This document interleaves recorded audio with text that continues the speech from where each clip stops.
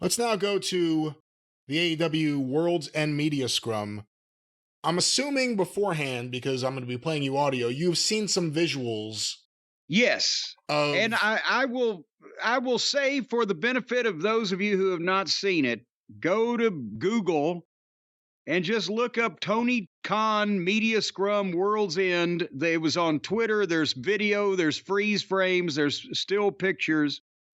Some way or another, it's this, I don't know what to call him, this poor child, Tony Khan, who's in over his head and melting in front of our very eyes, somehow managed to be wearing the most ridiculous outfit that I've ever seen when he was asked about these sexual harassment allegations against Chris Jericho.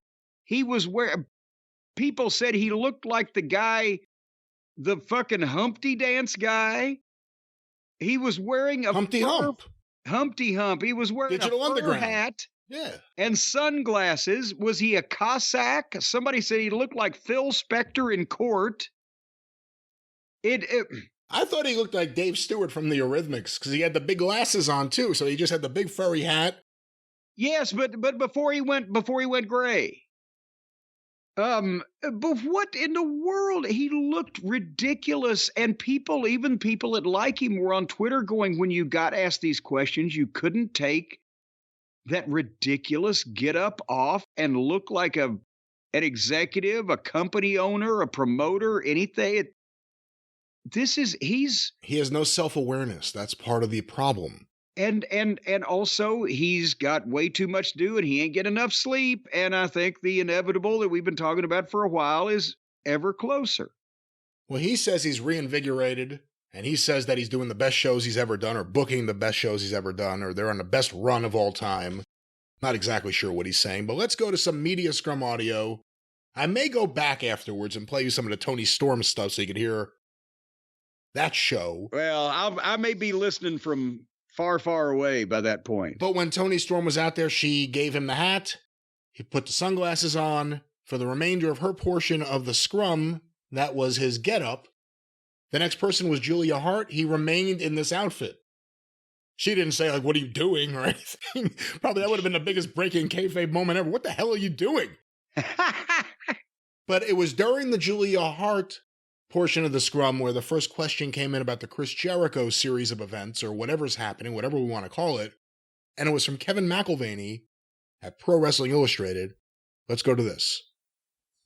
Kevin McElvaney, Pro Wrestling Illustrated. Julia, congratulations. Great match tonight. Thank you. I know a lot of people were happy to see 3 women's matches tonight, including the 0 Hour. I'd be remiss if I didn't ask. This is actually a question for Tony. There's a lot of conversation, especially the last couple of days, about the issue of safety and harassment, specifically involving women wrestlers.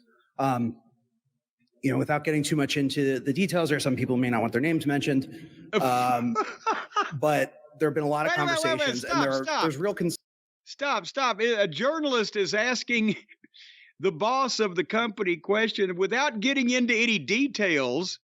And I know some people who are guilty as all get out might not want you to mention their name, but can you just give me a non-answer? Isn't that the way that was set up already? I think it's more because of the potential. You don't want to say a victim's name if they don't want it out there, versus the idea of mentioning Chris Jericho. Well, but you don't have to come out. Can you shed any light on the allegations that are currently floating around involving any members of your roster? I give Kevin credit for asking the question. I think he did a pretty good job. But part of the problem with these scrums, and you'll hear the Wrestling Observer guy sounded like he's about to wet his pants. Oh, well, that's probably because he's only 18 months old. I mean, when did you hear it? But again, he asked the question, and then he has to almost give the beginning of a defense. Kevin here asked the question, but you don't want to just come out and say, did you pay off Kylie Ray and give her an NDA to leave because of something with Chris Jericho? Because that's what everyone was talking about. But let's go back to this. Well, what was Tony's answer here then?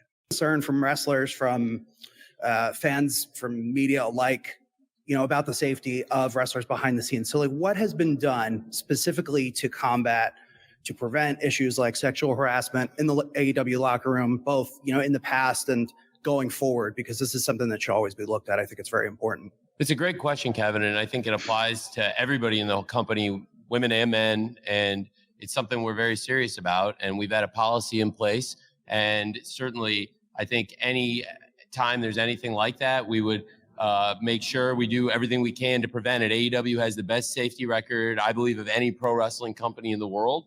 I believe we have the most safe environment. I believe we have the best safety record of any pro wrestling company. And I would hold the record of AEW on safety against any wrestling company in the world. And I think AEW is the safest place for pro wrestling. And if any of our wrestlers ever have a concern, they always have an open line. Press pause. Since he made that statement 8 times in a row, they're the safest wrestling promotion. How? Again, okay, let's take the in-ring out of it, because it ain't ballet. Shit can happen. People can get hurt. And they have been regularly. They've got a disabled list, and they have had since they've started, longer than any other company I could think of. We've seen brain damage and surgeries and ligaments and et cetera, et cetera. Let's take that out of it.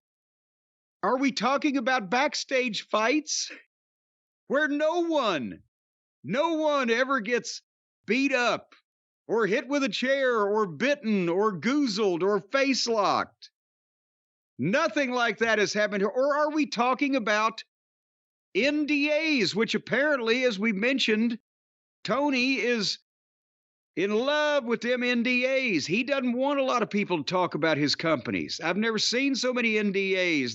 Vince didn't have that many NDAs. He was in business for 40 years.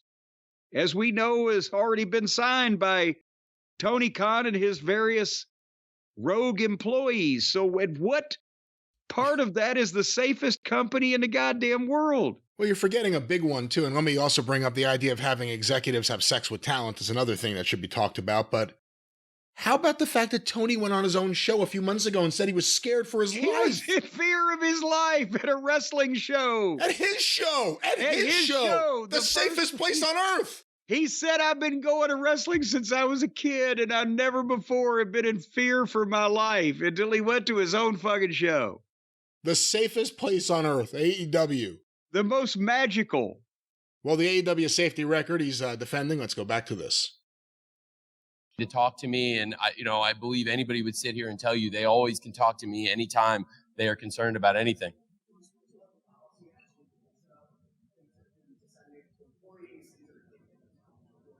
Well, certainly, if there was anything that came to light to me, I would take it to the disciplinary committee. And that's how we've been doing it. And I think our disciplinary committee has been doing a great job. And everybody knows they have an open line to me. Pause again. The girl comes to him and says, Tony, so-and-so tried to pull my clothes off and have his way with me in the locker room. Oh, shit, I better go talk to the disciplinary committee. What? No, you better go find the fucking guys. Hey, what the fuck are you doing? You fucking moron. I'm sorry, I'm getting testy with this. No, let's go back to this. And again, this is just the first time that the Chris Jericho question came up. Me or anybody on that committee. Right, well, there was the end of that question right there, the answer to it. Jim. The disciplinary committee. The disciplinary committee, which we were told. With brass knuckles. Is Bryan Danielson, AEW's in-house attorney, Chris Peck, and an outside attorney who I have not been told that it isn't a Khan family attorney. That just doesn't work directly for AEW. We don't know. That is where Tony Khan would go if someone said something happened. But here's the thing. That committee didn't exist in 2018 or 19 when this whole thing happened to begin with. Allegedly. That is correct. And also, Tony did not say, that's preposterous. None of this is true. Leave Chris alone. This is so unfair. Nothing to help his talent here. So take that, I guess, however you want. You know, Mama Cornette used to say when somebody would protest too much, right? Methinks thou doth protest too much. In this case, methinks Tony ain't protesting at all. Well, let's go to the next question to Tony. Later on, when he's by himself, after he took off the big hat and his hair was just a complete mess, it almost looked like he had a black eye. People say because he had a big curl of black hair around his eye. This whole thing was a mess. He'd been looking at Veronica Lake. That's Tony Storm's next program. Well, let's go to the next question about Chris Jericho. This is a little less than an hour after that previous question. Hey, Tony Philstrom from USA Today Sports Media Group. A lot of chatter today on social media regarding Chris Jericho is Chris Jericho or was Chris Jericho at any time under any internal investigation for sexual misconduct, any other type of misconduct over the course of his tenure in AEW?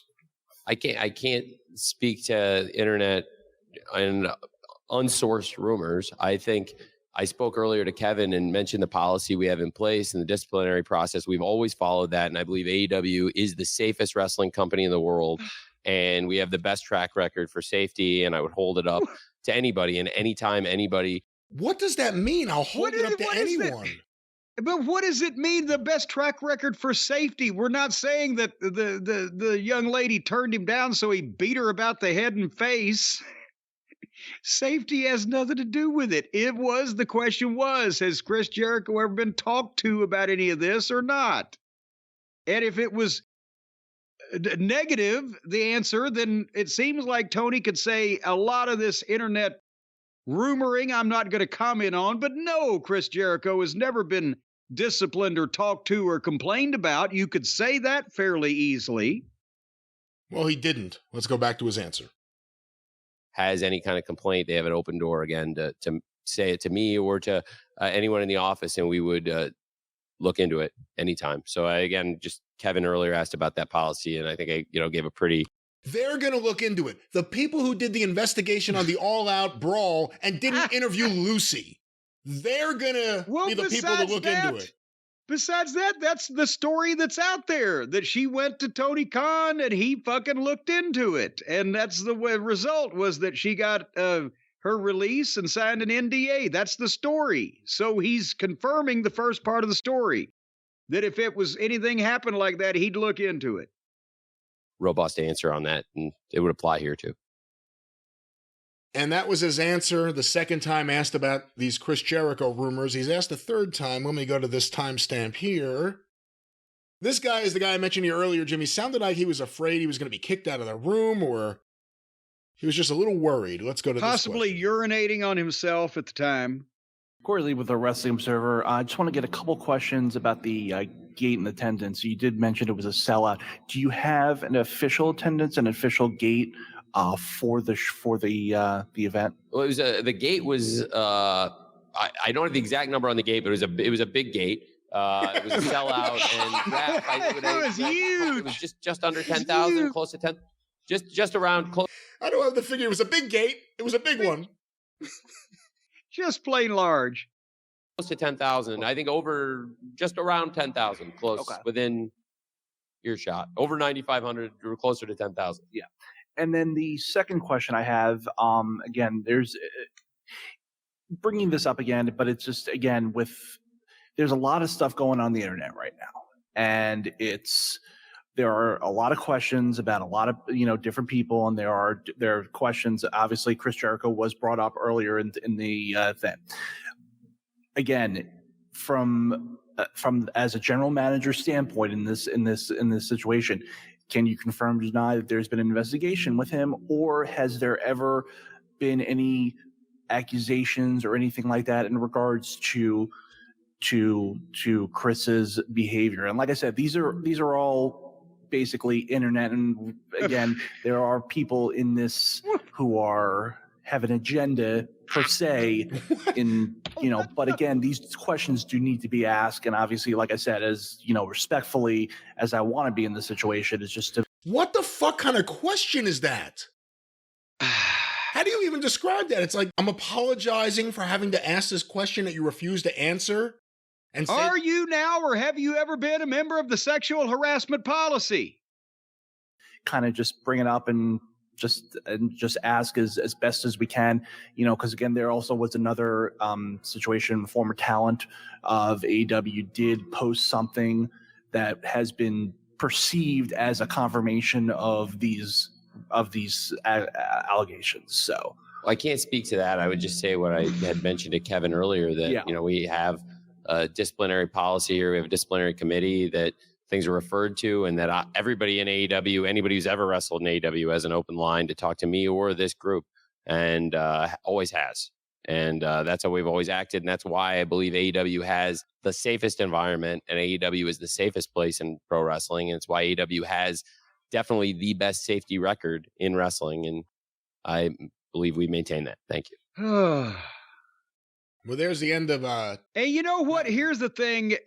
Tony Khan should not be the spokesperson for his company, not only because they need a respected veteran wrestler or somebody like a Nick Aldis, Adam Pearce, somebody that can lay the law down, make matches as a television personality figure, but also that's where you need a Vince McMahon or a Dana White or a Bill Watts or somebody. If the boss is going to be doing public speaking, then he's got to be able to bullshit his way out of shit and sound like he means something positive rather than just meandering and, fucking just throwing out words until he's done and people are confused. Well, Jim, before we move on from the Jericho stuff, did Tony do anything here to help the situation? No. He sounds mealy-mouthed, and those same people that are in that room would then think the first thing I thought, well, there was no disciplinary committee 4 or 5 years ago when this was supposed to take place. And the story was that she did go to you. And that's the root of the story. And he could have easily, if it was true, and he would not be bitten in the ass by it later, he could have said, no, there's no NDA signed by anyone over Chris Jericho, or no, Chris Jericho's never been disciplined or investigated or complained about. If that was true, one would think that he would said that. Chris Jericho usually or sometimes appears at these scrums. Obviously, he was not there for this one, but they better figure out how they're going to take care of this. And trying to get Tony to memorize phrases or things that he would like to say is not going to help anyone. The wrestling news is Brian Solomon was at the media scrum. Here's a question from him. Of course, you can hear the wrestling news each and every day for free. Get your wrestling news directly from thewrestlingnews.com or wherever you find your favorite podcasts. Look for Arcadian Vanguard's The Wrestling News. Here's Brian Solomon. Brian Solomon, The Wrestling News. I had a question that it was a follow-up actually to something that you talked about during the media call earlier this week relating to the booking duties in the company. You mentioned that recently you've been getting some help, some guidance from other people like Bryan Danielson, Sanjay Dutt, getting kind of, I want to know if going forward you see the booking as being more of like a committee type situation or a group, and if you ever see yourself at any point stepping back from it entirely. It's a great question. I mean, it's the same process it's always been. There's been different people in the room throughout the project. I think I've always come in with an outline of ideas, and I'll talk through and talk ideas with the people in the room. And it's some people that weren't here at the beginning, like Bryan Danielson's a great example, that wasn't here at the beginning of AEW, but would have fit in the whole time. And as a mind, I would have gladly discussed wrestling ideas with at any time. So really, for the last several years, I think it's been a pretty consistent process. It's just the people that I'm, talking to. QT would have been somebody that, if he was still here every week, would be in the room with us. And I'll come in with an outline of ideas week to week and talk through things. We have a great group of people. So I think it's been really strong. And certainly right now, the company this week, you'd say, is on one of the hottest runs in terms of business we've been on. So to come in with the shows really looking across the board, really strong business, pay-per-view TV, and a sellout crowd tonight, feeling really good about what we're doing. So I think going into 2024, things have been on a really good run. Again, the question, what will the booking team be in the future? And can you ever foresee a day that you would step away from it completely?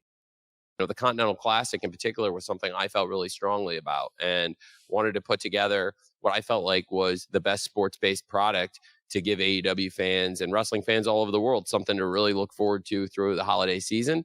And I think the Continental Classic worked. And when you look at the ratings of the shows and the way things have delivered, I think it was really an added element on top of everything we've been doing that really put us over the top now to have this run where you, across the board, the TV ratings for Collision, for Dynamite, the pay-per-view buy rate for tonight, Dynamite, the sellout crowd, everything says we're pointing in a good direction. Aren't the Dynamite ratings atrocious right now? I'm just, again, is he going to answer this question? I don't think so. We'll give it another 30 seconds. Let's see if he gets to the answer within 30 seconds. A great champion like Samoa Joe, when you've been having all these great hard-hitting matches on TV every week and setting the tone, he was not somebody that was in the Continental Classic. Obviously, he's been chasing the world title, but now we have a very interesting scene. You have those dozen competitors that we've been highlighting week to week. You have certainly Samoa Joe now coming into focus as the world champion, Eddie Kingston coming out with the Continental Crown. I think we have a really strong set of champions there. And of course, being up here with Toni Storm and Julia Hart, I think both of them have been running really hot. It was great to have, I thought, 3 strong matches across the women's division tonight, and we're only getting started there. I think things have been really heating up there. We had injuries at one point. It's great to get Thunder Rosa back. And what it was the great fuck to see does her. this have to do with the booking committee, and will he ever step back? Again, the question, tell us about the booking committee going forward, and can you foresee yourself stepping back? Here are the ways he's going to help the women. San Antonio, like I said, for a show that did a great rating and performed very well. But also, we've been missing Thunder Rosa, a former world champion, missing Dr. Britt Baker, missing Jamie Hayter. And I think it's so much credit. Because of injuries, Mr. Safety. Right? Aren't they all injured? Yes, everybody's hurt. All right, well, we've had enough of this question. Let me get 1 or 2 more. And can I say one thing real quick?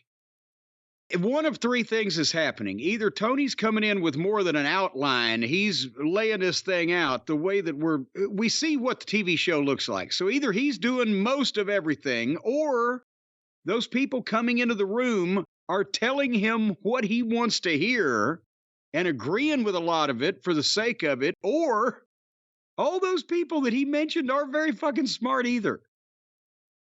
I don't know which one applies because I'm not in the room, but one of those 3 applies. Go ahead. Or all of the above. Jim, the question I played you earlier from, I believe it was USA Today, Phil Strum, asking about Chris Jericho. Strum at the scrum? Strum was at the scrum, and he asked about any sexual misconduct or any other misconduct during his tenure in AEW.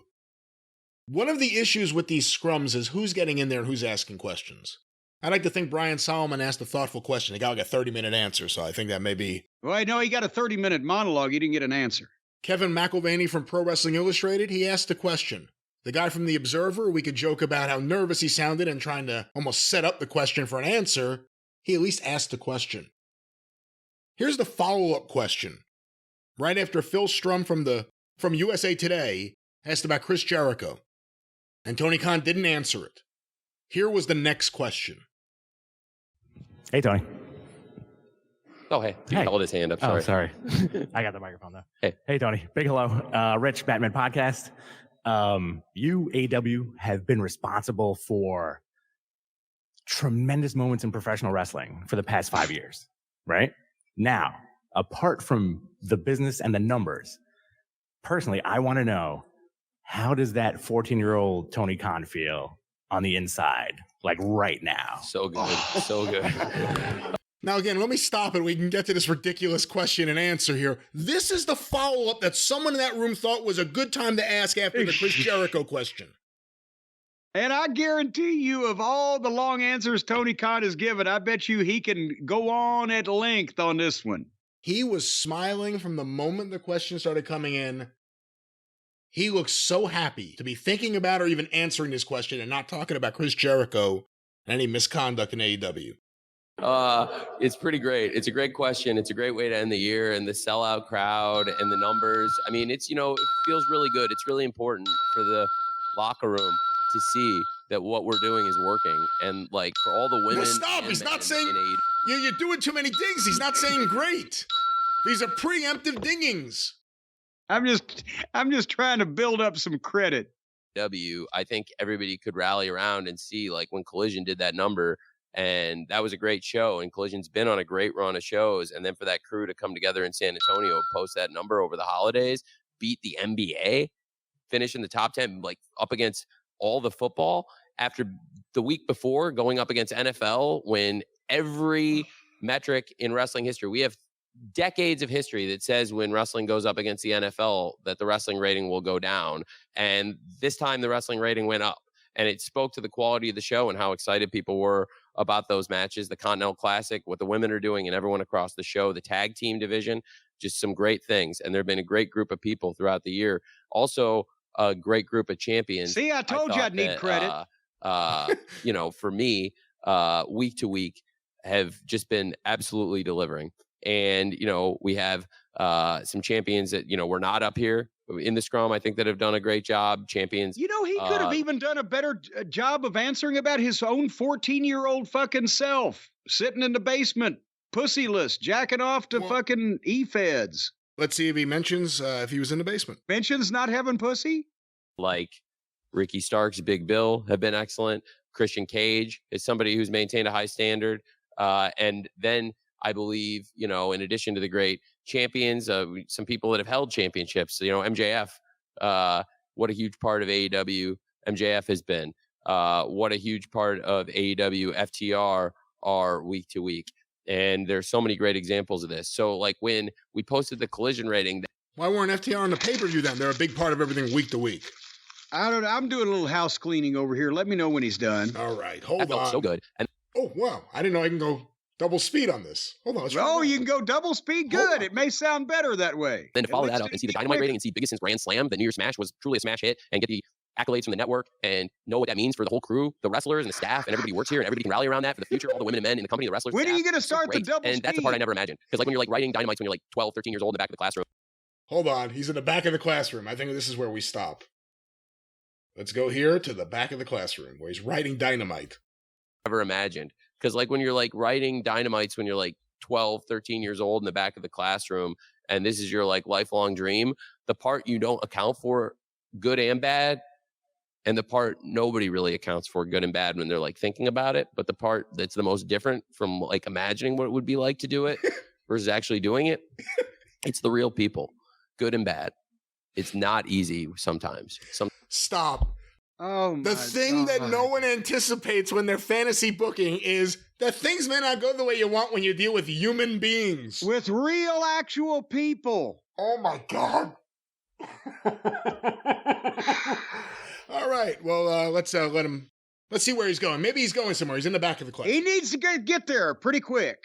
Sometimes it's the easiest thing in the world. You have like Tony Storm come up and like, one of the greatest people of all time. And like, there's moments like that. And Tony Storm gives you your hat and sunglasses. Okay. That's pretty easy. That's fun, right? That's a fun day at the office. There's days that always aren't the most fun day at the office, but what I love about it is the people, the fans, because I'm a wrestling fan. And like I said, the last time I was up here with you, I know that doing it 365 days a year, it's like hard to be a wrestling fan. It is. It's hard to maintain that 365 days a year. And one of the things I was really proud of with the Continental Classic is that I felt like there were people. I'm not going to listen to him defend the Continental Classic. Yeah, I can't do it anymore. One last question. This one, I'm not going to play too much of this, but Timeless Tony Storm came out and she had a question about her future competition.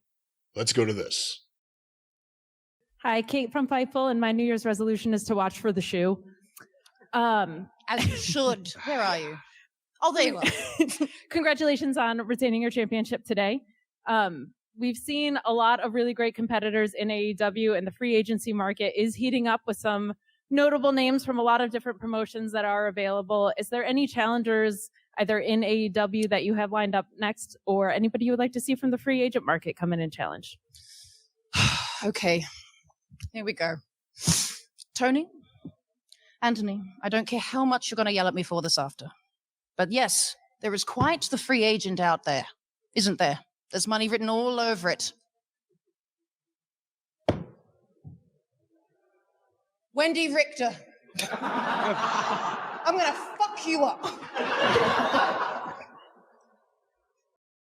Well, there's her answer, Jim, about the competition that Tony Storm would like to face. You got to feel bad for the talent. The Mark, owner of the company, has them sitting there at 2:00 in the morning talking to fake journalists after they've had a 12-hour day trying to do a pay-per-view. So I probably would say some very off-brand things myself. Well, that was what we're going to play from the Tony Khan Media Scrum, and that was the end of this show, and this is my show, and I say we're not even going to do credits. We're going to end on Tony Khan because everything's just great. What do you feel about that? All right.